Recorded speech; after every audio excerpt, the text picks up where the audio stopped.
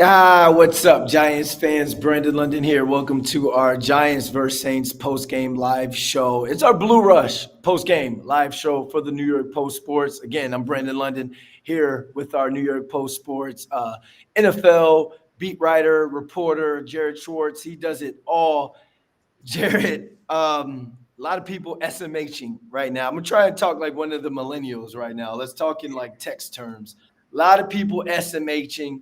LOLing right now because you got to laugh not to cry about this 14-11 loss by the Giants to the Saints at home. Another home loss. They were in the game, fought their way back. Drew Lock showed some promising things at the end, penalties here and there that messed things up for them that ultimately could have cost them the game. But at the end, when you're sitting there, you got Graham Gano on a chip shot, let's call it, in the NFL to tie this thing up and to go to overtime. It gets blocked. You say LOL. Typical Giants. You tell me. You to me, bro. Let's talk. I mean, you say typical Giants. I as a Mets fan, there's always a thing on Twitter with Mets Twitter, like, LOL Mets or same old Mets, or that's so Mets, everybody loves to say. Right now, it's that's so Giants. This is typical Giants.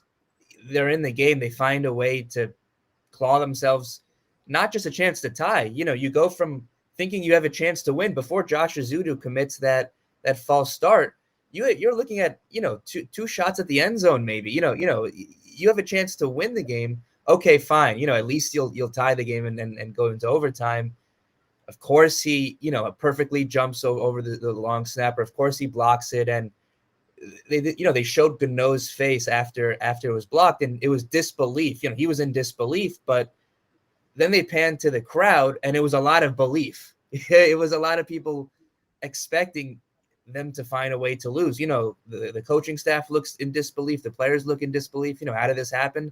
How do they find a way not to at least tie that game? But then you look in the crowd and you look at the fans, and it's like, well, we this is what we've come to expect. We come to expect them to find ways to lose. And it's when they line up for that kick, how many fans A, expected it to go in, and B, wanted it to go in. Yeah, because when you talk about the disbelief on the players, coaches' faces, and I'm glad there wasn't a camera to show Mr. Mara's face after something like that. That means I'm about to take a lot of heat for this, Jared. It's a good thing that there was disbelief because that means that guys have been checked out. Now, if they would have showed a block kick to tie it up and it's like, yo, you just lost your 11th game of the season, and guys was just like, roll their eyes and just walk to the locker room, there's a problem there. But when we're talking about a GM and a head coach that's, I guess, you could say coaching for their job right now in the court of public opinion, you want your players to, one, still show up, bust their ass, try and play whistle to whistle and give you everything they can. Two, you want them to care. So the fact that they looked and they had that disbelief, it's like part of that is like, dang, we just let another one go that we should have had. We needed this one to build some sort of morale in the locker room. But then at the same time, that disbelief can be on the other side when it comes to players, coaching, and staff. And it's just like, is this what we are, guys? Yeah. Like, as a player, I've been on losing teams before. You still in your mind, you're like, we can turn this thing around at any time. I think we can turn it. All we need is one good game. You could be down to week 16, 17, mathematically out of the playoffs, but you still want your players to have that mindset to where it's like, I still think we can go out there and win this game. Who we play against? Oh, it's the Saints, the bum old Saints. We should be able to win this game. I mean, there's something, you look after it's blocked. I mean, it's easy for fans to, sit at home and say, we want them to lose. But all you got to do is look at once he blocks it, the Saints are jumping up in the, you don't think, their fans care about fan position or, draft position or, tanking.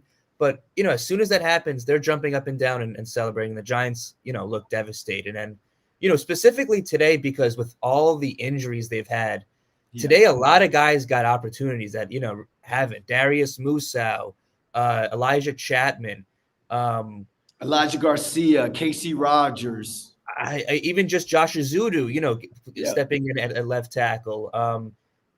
When Runyon went down, Aaron Stinney came in, and they weren't, they scored 11 points, believe me, but they put themselves within a chance to win. And then for guys like that to, if you can pull off a win with the guys like that, what does that, help them believe and, do for the locker room? And, just there's guys on the field that they want to build around. Malik Neighbors, Tracy, they don't really know what it's like to win in the NFL. They get into these late game situations like today. They keep getting into these situations, and all they know is coming out on the wrong side of it. And there is something to muscle memory. There is something to just, we know they're already eliminated. They were the first team eliminated in the playoffs. We know that, but there is just something to knowing how to win in the NFL. And I guess you can keep saying they're taking lessons and lessons, but eventually you do this 6, 7, 8 times. It's what you come to expect to. This is their muscle memory right now. Their muscle memory is finding ways to lose.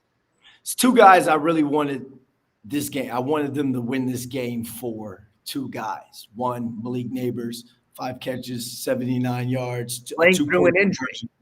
Great, who played through an injury. You saw him limping towards the end of the game. You saw that one throw that was to him. It took him a little bit for him to get up off the ground. But then I'm sitting here on the sideline because, fourth quarter, I'm watching the game from the sideline. Everybody go check my Instagram story. I got stuff up from the sideline. He's running 40-yard go routes the very next play after getting up limping. So you want that guy to get a W, to have a successful game, 5 for 79, not the sexiest thing when it comes to what we expect from him. But you want him to get that game because it's like, you know what? I'm going out, I'm busting my butt for my team. You guys are taking my words, and I'm not saying you. People are taking my words about me not getting the ball, me not getting targets, me having drops. They're taking that and they're flipping it. I just want to go out, bust my butt, make some plays, get a W. Second guy, Brian Burns, who came from an organization that's in the same situation that this team is in now. He's playing hurt. He's been on the injury report since week 1? And we were like, yo, what's going on with this dude's groin? And I think he's been taking some of these losses pretty hard, especially recently because, you look at a team now, they have 1 captain left, and it's Casey Kreider, the long snapper. You obviously don't have Daniel Jones. Andrew Thomas has long been injured. Dex is now, this is the first game without Dexter and the first game without Bobby Okereke. So, that's a lot of leadership that's not, there anymore. Brian Burns, he's a veteran leader. He's his first year with the team, but he's a veteran. He's a leader, and the team doesn't have that many of those right now. So people kind of now look to him as that next sort of veteran leader still standing. And, I spoke to him this week in the locker room, and, I think he's taken the losses pretty hard. He cares. He had a sack today. You can't say anything about him, mailing it in or, taking the easy way out, in this first year of his contract.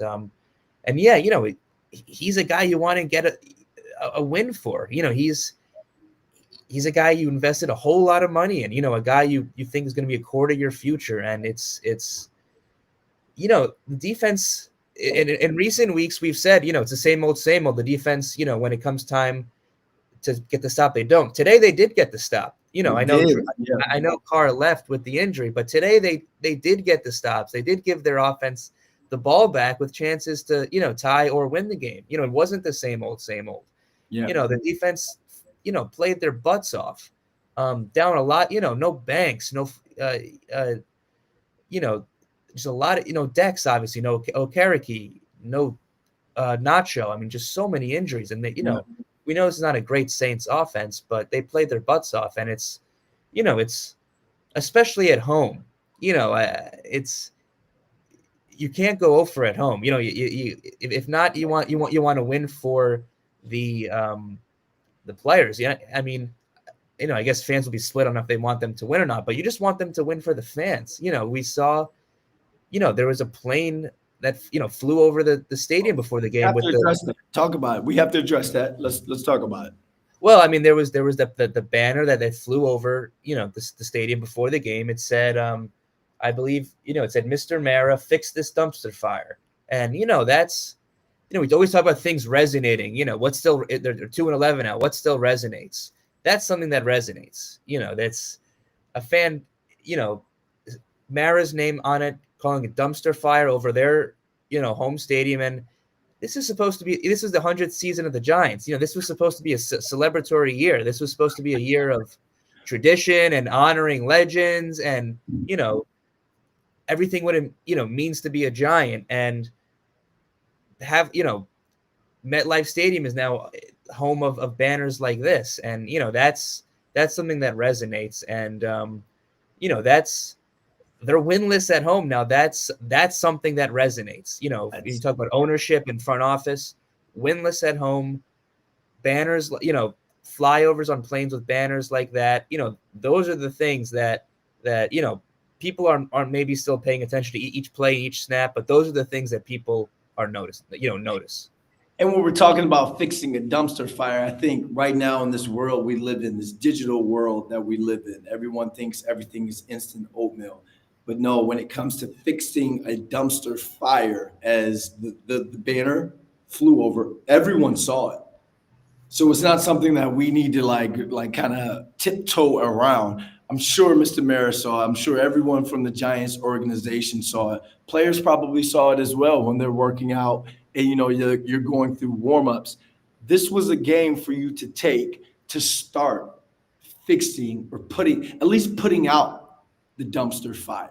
Yeah.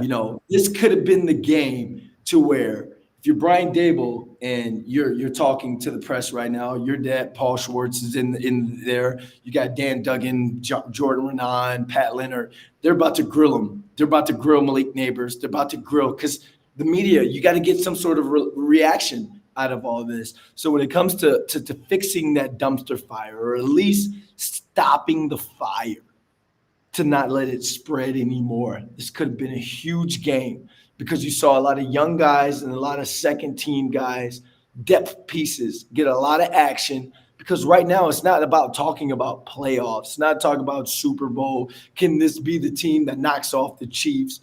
No, it's about evaluating and assessing what pieces that you have going into the offseason to try and put together a team for next year. So I know no one wants to hear that, and they want to hear us say, oh, this guy sucks, this guy sucks, this guy sucks. But there has to be some sort of silver lining out of it all. Otherwise, you're just pissed watching football. And for those young guys that you're looking to build around and those guys you want to evaluate and go forward with, how can you expect them to build any sort of confidence? They're not just losing. Like this is embarrassing. To be warming up, as you said, going through your warm-ups, trying to get yourself pumped up, you're listening to your music and stuff, and you see a plane overhead that says, calling your team a dumpster fire. I mean, why would you want to be part of that? Even, looking ahead, if you're a free agent, why would you want to be part of that? I mean, draft picks don't really get to choose, but why would you want to be drafted into that? Why would you want to, if you're Malik Neighbors, you're looking around and you're looking, he can't choose where he goes, but it's like, why do I want to be part of this? I mean, it's embarrassing. People are laughing at them, and they're not just losing; they're being laughed at, which is, they have some young guys that they think are promising, but how do you expect them to have confidence and go into a next year or the year after with a belief that they can win when all they're seeing and all they're being told by the outside is the opposite?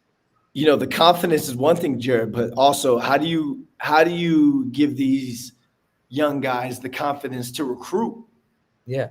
This is a recruit type business. I mean, like you said, this is just like the NBA. These guys see each other in the off season. They go down to Florida. They train together. They go out to LA, Cali, and they all train together. It's like, oh, I'm going to go up against you, this year, but we're still training together, getting this work in before we all got to report back to our facilities and our team buildings. So if there's a guy, it's the opposite. I mean, anybody that people are just recruiting people from the Giants. The Giants aren't recruiting anybody from other teams. It's it's these guys, it's anybody that is of any worth on the Giants. People want to recruit them. It's after the game. They're saying, hey, Malik, we got to get you out of that situation. We got to get you to a good situation. Or, hey, Dex, we got to get you on a good team. Hey, AT. It's forget Giants. I mean, you can't really recruit off of MetLife Stadium. It's not like it's some gorgeous stadium to play off of. It's not. You can't recruit off paying New York taxes, or the New Jersey Turnpike next to the stadium. You have to recruit on. We're building something here. We're not here. And how do you argue? How do you? I'll tell you. I'll ask you this. I mean, how do you make the argument right now that they're building something? What evidence is there? So with that, are we talking about a pitch to a defensive player or to an offensive player? Let's go defensive player first. Sure. So let's say I'm a young guy. I'm Drew Phillips. I'm one of the, I guess you could say I've been thrown in to be a leader of this defense. I'm making plays for this defense. And I want to recruit somebody else in the secondary, a high name in the secondary, to come in and help shore up the secondary. I talk to him and I tell him, you got Spider-Man, you got Dexter Lawrence, you got a defense that's built around the pass rush. What we got to do on the defensive side or the DB side, man, we just got to make that play. We need you to be that guy that can lock up or go up against another team's wide receiver one and not just say that he wants that smoke, but to show up and put that smoke out. And there's no knock to Tay Banks, because I was talking to him before the game. We just, kind of having just a chuck and a laugh and all. But if you're on the flip side, if you're on the offensive side of things, and I'm Malik Neighbors, and I want to recruit a quarterback, are you able?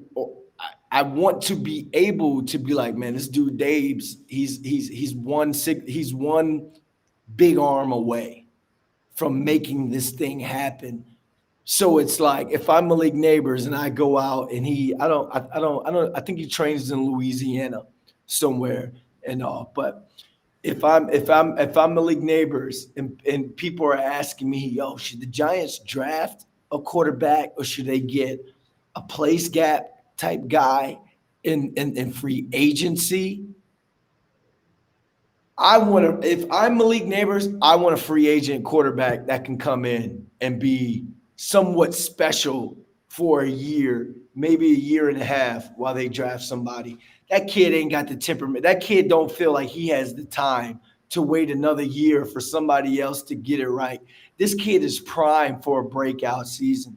They wanted a dog and they got a wolf. This is why he talks the way he talks, and he takes the L's on himself when it comes to his frustration talking about the offense. So if you want to unleash this wolf that you have, not a dog, the kid's a wolf. If you want to unleash this wolf, you got to have Ranger Rick or somebody come in as quarterback, QB1, that can get him the ball. It doesn't have to be a franchise guy, but it has to be someone that can get him and the other receivers the ball. Right, because when you draft a quarterback, you start at at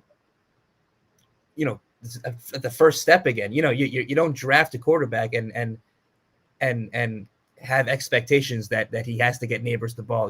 Every play you draft him and he goes through his his growing pains and his struggles and you give him time, you give him his leash, and you let him develop into the quarterback. Neighbors is already frustrated. He's already growing tired of this quarterback play. And drafting a quarterback, you're starting over. You're starting the clock again. You're giving him all that time. And Neighbors is already like, I'm already anxious. I'm already and it's interesting because Neighbors was drafted so highly to try to elevate Daniel Jones, as kind of this last shot to get the best out of Daniel Jones and finally give him that number one receiver and a go-to guy and see if we could finally get Daniel Jones going. And obviously, that lasted half a season and Daniel Jones is gone, but Neighbors is not, and you still want to make the best out of Neighbors. And,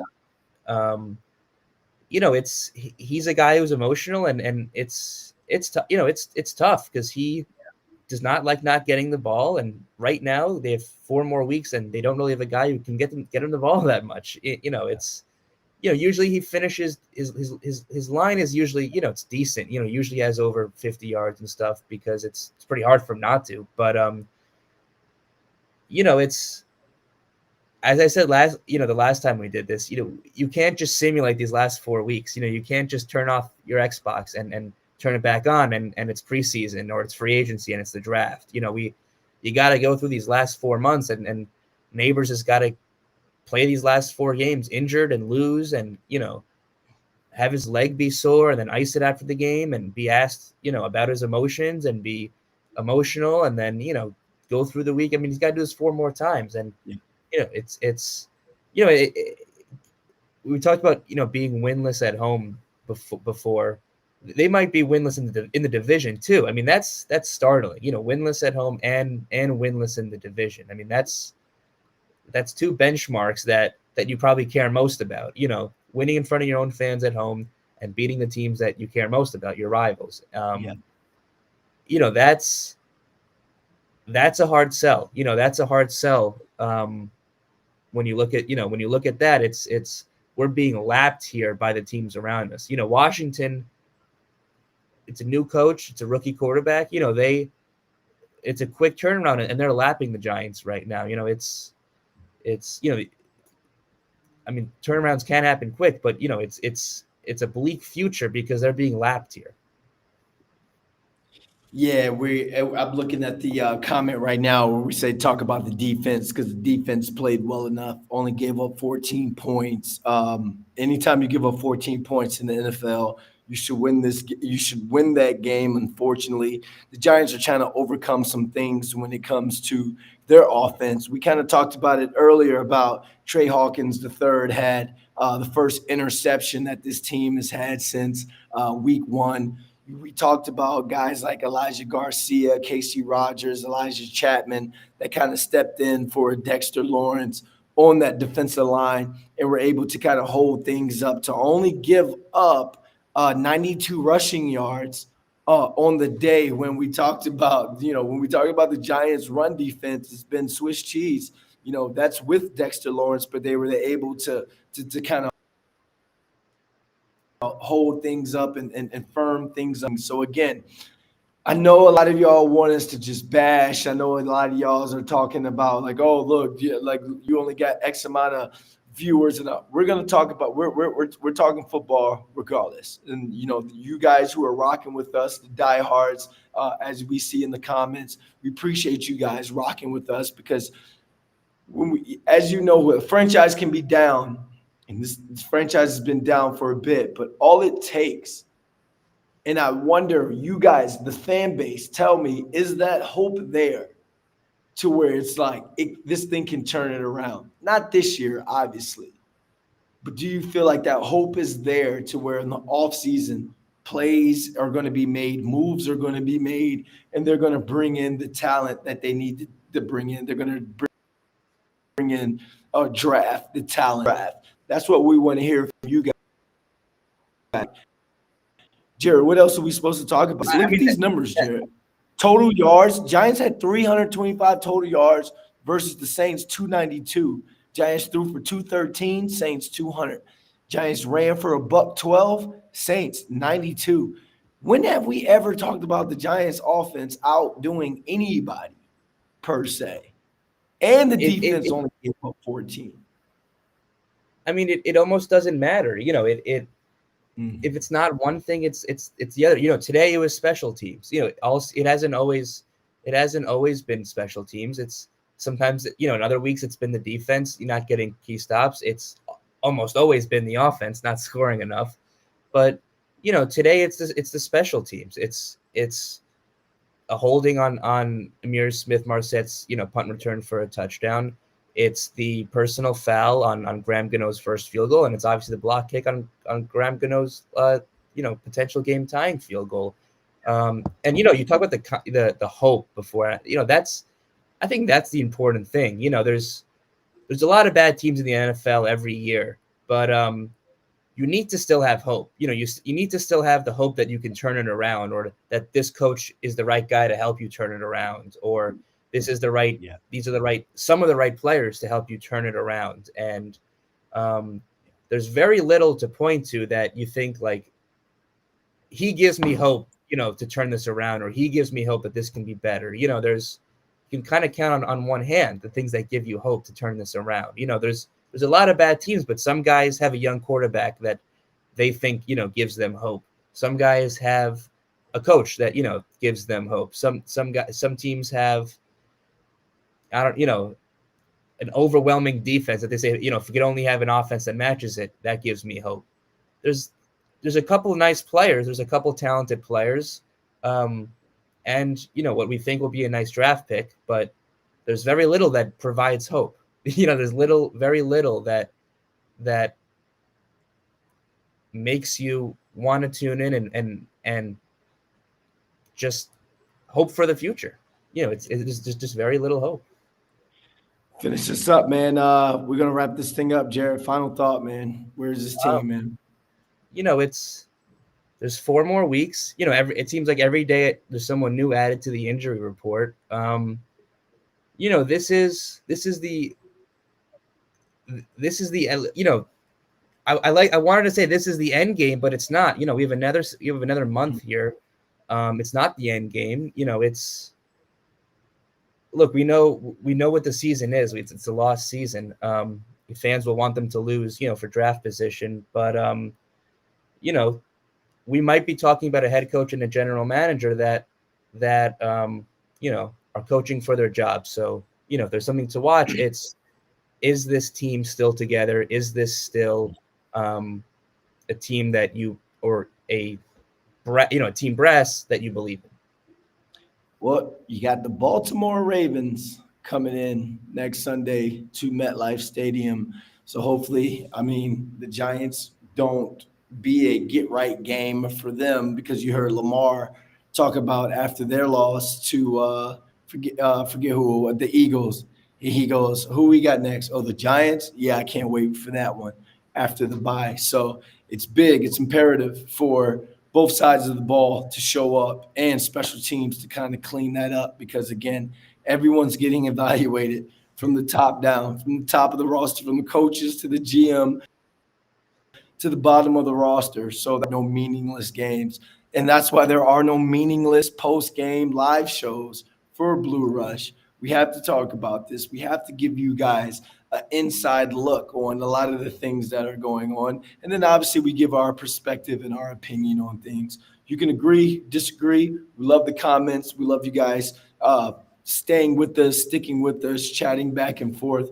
When the Giants go to the Super Bowl, this stream is going to be, we're going to make y'all, you're going to have to pay for access for this one. But hey, Jared, man, thanks for rocking with me after the game. Thank you guys for your comments, listening, and hanging with us for a bit. This ends your Giants vs. Saints post-game live show. It's your Blue Rush post-game live show by the New York Post Sports.